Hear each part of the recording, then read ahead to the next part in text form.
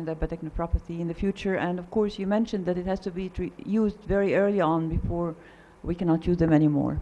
Thank you very much. And now I'd like to present our second eminent speaker from Ain Shams University, Professor Hesham elsayed. He's also a member of the board of the Egyptian Society of Nephrology and Transplantation, pioneer in hemodialysis, and I hope he's going to relieve the realistic depression that was imposed on us by Professor Amr. So please. Thank you very much Professor دكتورة مي. مساء الخير عليكم ومتشكرين جدا على الدعوة الكريمة لزمايلنا واصدقائنا الاعزاء اللي احنا دايما بنفخر فيهم بجامعة المنصورة. السنة اللي فاتت انا كان ليا الشرف ان انا دعيت في هذه المؤتمر واتكلمنا على بعض الانوفيشن ان داياليسيس ميمبرينز. السنة دي مش هنتكلم على داياليسيس ميمبرين، هنتكلم على بعض الانوفيشنز. وعشان ابقى سو اوبتيمستيك شوية دايما اقول innovations takes year but life is short. فمش شرط ان انا هعمل innovations في الوقت الحالي، ممكن اجيال قادمة تستفيد منها مش احنا اللي نستفيد منها. So this is my agenda. يعني انت هتحقق السعادة طول السعادة للاجيال للوقت والاجيال اللي جايه، فيعني دي تبقى احسن اجابة للدكتور عمرو. بالظبط. So try to be optimistic. It's a life story of innovations. And we will go through the agenda. I will focus on the data management and artificial intelligence, as well detections of uremic toxins, as well our innovation in understanding of the disease. مشكلتنا مش فاهمين كويس قوي progression of CKD. لما نفهم أحسن ممكن نشوف حلول أفضل. Since the starting من بعد الحرب العالمية الثانية و starting the dialysis procedures and innovation in coping موتور المية وحدة treatment stations copied from the Ford car water treatment. And after that time, at the same time, to understand our world around us is innovation is a money driving. So we need to make innovation if we got benefits from that innovations. So innovations of the Second World War in the armies are much extremely expanded more than in medicine. And if you expecting to see 5 million patients on 2025 requiring dialysis, this is simply should be a driving force to welcome any innovation in the next 5 years. So are we ready for those patients? I think up to now not yet, but it is optimistic that we can move forward. Finally, if you see these papers published few years ago, did 20 years of technological innovations in hemodialysis contribute to better patients' outcome? I know the answer, no, because 60% of our patients died within 5 years, and much worse than cancers, prostate, colorectal, and breast cancers. And this is for lack of more information, bias, a lot of bias in publications. We have a universal hemodialysis, not a personalized hemodialysis, and the publications like hemo studies saying that low flux is equivalent to high flux, with a lot of bias guiding the people on dialysis for years, on low flux dialysis, and coming a day that hemodiafiltration is one of the common clinical and daily practice after 20 years from the hemo study. So innovation in hemodialysis, the top 6 in the field, is to understand the uremic milieu and to advantage of more home dialysis, improving the vascular access, creating insights from information, the artificial intelligence, or the what's called the الذكاء الاصطناعي لتقرير المصير في المشاكل المتعقبة, and the wearable and implantable artificial kidney and innovations in hemodialysis. So if you are going to move to innovations, what is the patient voice first, not a nephrologist, because you are very adherent to KT over V and urea reduction ratio. But what is the patient voice? Don't tell me that is it. ما عنديش حلول أخرى. Don't give up depressions, and don't define me by my disabilities. And if you look for the life, what is that dialysis can do is to live stronger and we live longer. If you can have this equation to live stronger and to live longer, it will be good. And consulting the dietary and dietitians is essential, going back to vegetables and fruits, which is for renal patients avoided for years, and adequacy of dialysis is not equal to adequacy of patient care. We have to change our mind from dialysis care to patient care. Looking for the frailty, and almost of the dialysis patients have frailty from pro-inflammatory reactions, infections, and debilitating disorders. Looking also to the innovation in practice and the barrier. We cannot move while we have intermittency of the disease, and intermittency of the therapy is 3 times per week. Inadequate knowledge of the toxins. Hemodialysis is blind, removing the good and the bad, combined water and solid, and the patient voice and machine adherence is also as a problematic way. So innovation in understanding the uremic milieu and water intoxications and our practice, we can use more tools in controlling the volume load by bioimpedance beside our clinical practice. Also, we can move from the very solid diagnosis of uremic toxin based on the weight or the size to more functional. What is the uremic toxins? Small solid, medium solid? No, it's not a correct classification. We have to move to the what the toxins do in the endothelium and for the intestine. Innovation in cellular flux as well, or the kinetics of uremic solids and the kinetics of dialysis is important, because we also know that diffusion process is no more a solo therapy in patients on dialysis, because it removes just a very small toxins amount. And this is typically what's called dialysis is like a tea-bag effect. بحيث ان كده لو عملت tea bag diffusion process happen from the tea bag to the cup of tea, and this is a diffusion process and is not enough in dialysis patients. So compartments is essential to understand the solids compartmentalization, distribution in the body, and needs more and more time for moving from the cell membranes to the endothelium and to be removed, understanding the critically solid toxicity like potassium and its rebound effect, because it's controlled by sodium potassium ATPase, and controlling that the solid generations as well from the gut, clearance of solids, and moving with time to remove the compartments, toxins, and not to have a high rebound. So this is my first part for the talk, is to identify the uremic toxins, as well improving. Not all the patients with the same level of phosphate has the same side effects, because there is additionally crosstalk of toxins with the body. And this is environmental factors, crosstalk like acidosis and inflammation. And in vascular calcification, you can find that higher calcium, lower clotho, inflammation, and acidosis can increase phosphate entrance and induce vascular calcification. Coming to the third part, which is out of our scope in nephrology, which is the data management and artificial intelligence in the detecting and controlling all of the other parameters in patients with multiple risk factors, and opportunity to make a better decisions.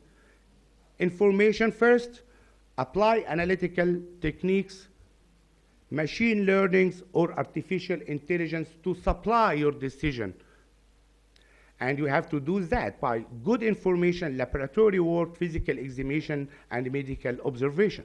So the capture of data from sensor device as well. I can see here, don't ask, just to go to the phone number and send your question by WhatsApp. So we already use in this Congress an artificial intelligence and machine learning. We are using technology as well on our daily basis. While on dialysis, we need to capture more information. We need more information and put that all of them to have a better decision. And artificial kidney pointer to the future of personalized hemodialysis. We don't need to make a universal hemodialysis therapy. We need to personalize hemodialysis therapy for each patient. You can use more technology, enable care modeling. For myself, I use the 3D printing in my research for development of device, and could use the 3D printing on the next years to have a scaffold for renal tubular assisted device. And we have a big data, and if you look at, if you have such big data like that, you have interrupted information. But we have to do analytics, and after that you can guide it by a good decision after all arrangement of the information. During the next Congress of the Area Edited Dialysis Care will focus on personalized dialysis care, not a universal dialysis care, and subsequently you can detect the patients who are more at risk. So you have a big data, and then followed by analysis, and then to develop the insight of a personalized or personalized dialysis patients in each category. The big data in nephrology are time to rethink, and outcome measures differ between doctors and nurses and patients. Patients usually don't rate all-cause mortality as a high priority, rather than fatigue, energy, ability to travel. And nurses also did not mention that mortality is a problem. Her problem is the machine alarms and the patient if have a hypotension and syncope. So we have to change our mind to have a development of an innovation in that.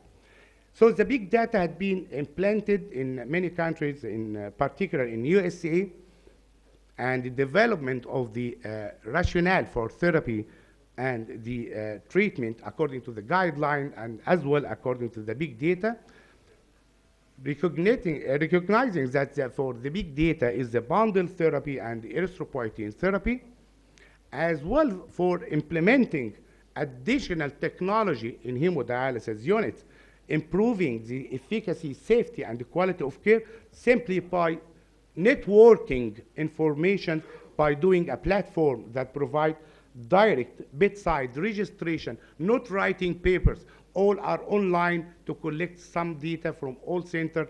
Then you can have a full-blown view for patient on dialysis. Also, home dialysis is increasingly in interest. And on iPad, you can find the application on iPad to put all your data and transmit this information to the internet. I think one of the evolutions in dialysis is going to more and more home dialysis, more flexible, more prolonged, and prevent central lack of communication and urgent support. And you can do home dialysis relaxed, flexible, and with teledialysis, you can manage your patients apart from by intervention of a lot of information with the real-time videos, prescription changes, and real-time communication between patients and the centers or the consultant. And you can change all of that. And you can have video conferences as well between centers to optimize, in particular, patients stratified as high-risk patients for decision making. Also in BD, the same applied, and the telehealth equipment is available for home dialysis and have sensors and have bidirectional pointing the information and the decision. Going to the what's the nephrologist like always is to have a bioartificial kidney. And the bioartificial kidney by the name is replacement of dialysis and replacement of transplantation, and everything is good by 3D printing of the scaffold or moving for the glomerulus and tubules on the same device. Still far away from that. لكن انا افتكر ان انا اديت المحاضره زي دي من 4-5 سنين، واحد اساتذتنا العظماء قال لك بس دي لو يعني حصلت احنا هنعمل ايه؟ فاستاذ برضو استاذي قال هنبقى احنا نصلحها برضو ما فيهاش مشكله. فالديفلوبمنت اوف بايو ارتفيشال كدني مش هيخلي الدياليسيس سنتر او النفرولوجيست ما يعملوش حاجه، بقى بالعكس هيبقوا عاملين حاجات كتير.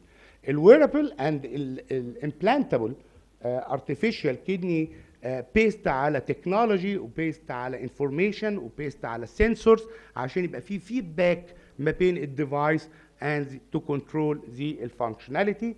الويرابل ارتفيشال كدني هي بقى لها مده في الفيلد اوف ريسيرش still في problematics because you need a computer system, dialysis box, and you need the biosensors, and you need good blood vessels, anticoagulation, and it's difficult. And it's 5 kilograms. I think on the other way is the development of implantable artificial kidney may reach within the next 5 years.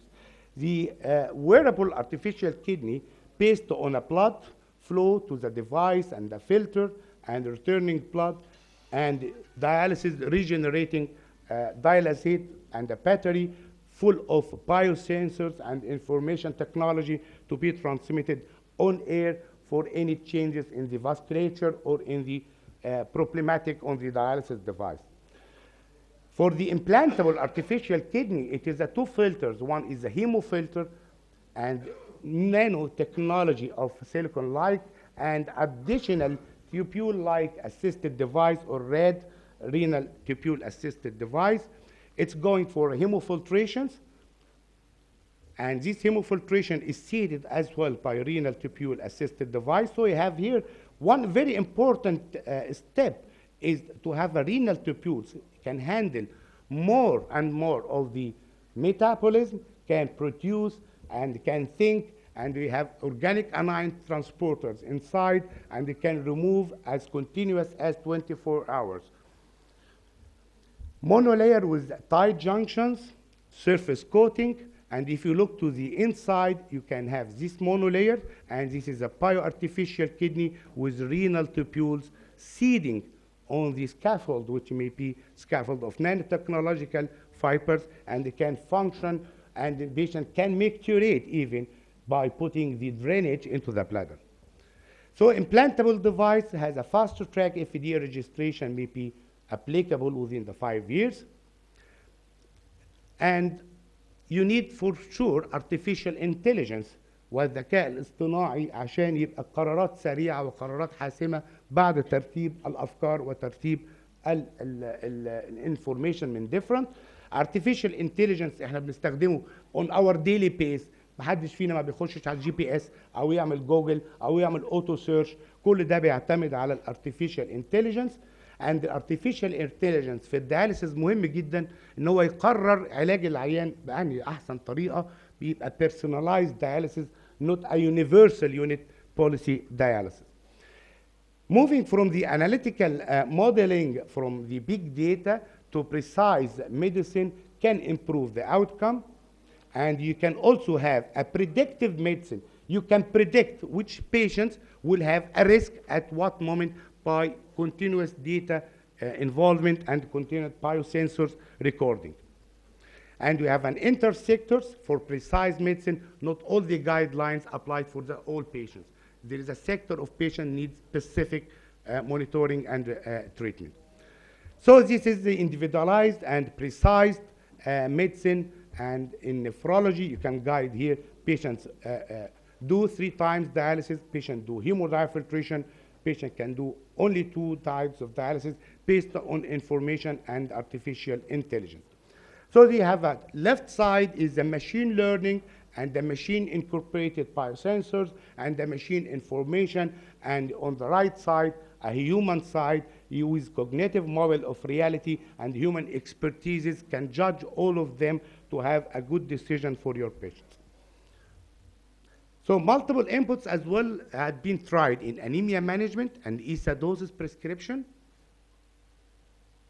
and can control volume, ultrafiltration rate, blood pressure control, risk stratification online on dialysis, and can patient data, can control heart rate, can measure the volume, the lab data to be transmitted at once, medications as well the nutritional state.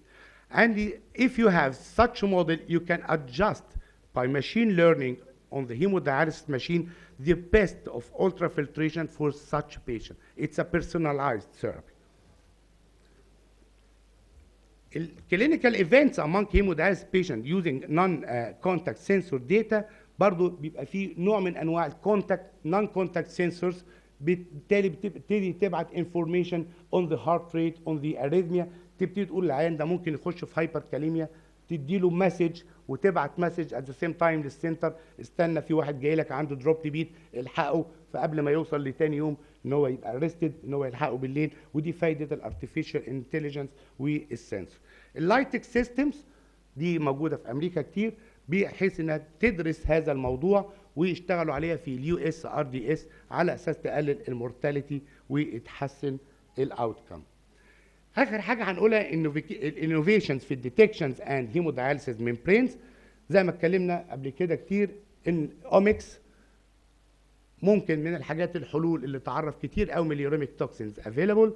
جينومكس، ايبي جينومكس، بروتيومكس، جلايكومكس اند ميتابولومكس. اشتغلنا على الجين، نشرنا بحث مع دكتور مجدي الشراوي على الدي ان ايه changes methylation مع ال HDF improvement. لكن دي كل ده tool for diagnosis, for understanding, and possibly when you understand well patient with CKD, you can decide better for him the best therapy. Proteomics as well, molecular definition of toxins, identification of prognostic biomarkers, blood purifications tool اقدر اشيل ايه وما اشيلش ايه من البيشنتس and biocompatibility, identifying a lot of toxins approaching 500 more of uremic toxins are now in pocket to be identified during the next years. You can identify as well the vascular calcifications by specific uremic toxins. You can specify more and more from the gut to know from the gut, trimethylamine oxides, diabetes, thrombosis, and atherosclerosis. So by the end, you have a vascular axis intelligence, endovascular treatment. You can have funding for research, you have regulatory process, and the indications here, innovation in dialysis vascular access in the field of vascular catheter tip, coating of the vascular catheter to improve the biocompatibility and anticoagulations. These are new tips for the vascular catheters. خلاص أنا خلصت يعني. Improvement in hemodialysis machine. كلنا اشتغلنا على المكنة اللي على الشمال. في new generations of hemodialysis machines with a lot of biosensors can control the volume, can control the hemoscan, and control the ultrafiltration limit. has a biofeedback control. ده اللي احنا بنقول ان الماشين تتعامل مع المتغيرات مع كل جلسة عن آخرها ومع كل مريض مختلف عن الآخر. Can measure the KT over V, can monitor urea kinetics, and on the treatment side, still on the back, we don't have a lot to do. But it's innovation in ideas, innovations in information, as well innovations in thinking about this chronic kidney disease. Hemodiafiltrations and dialysis membranes, we discussed a lot. More and more is coming for expanded hemodialysis from dialysis membrane. And finally, we can conclude that development and innovation of hemodialysis techniques and membranes are complementary and added by more information communication technology and supportive teledialysis in the field to optimize the personalized, not the universal way currently hemodialysis, and innovations need years, but life is short, and thank you very much.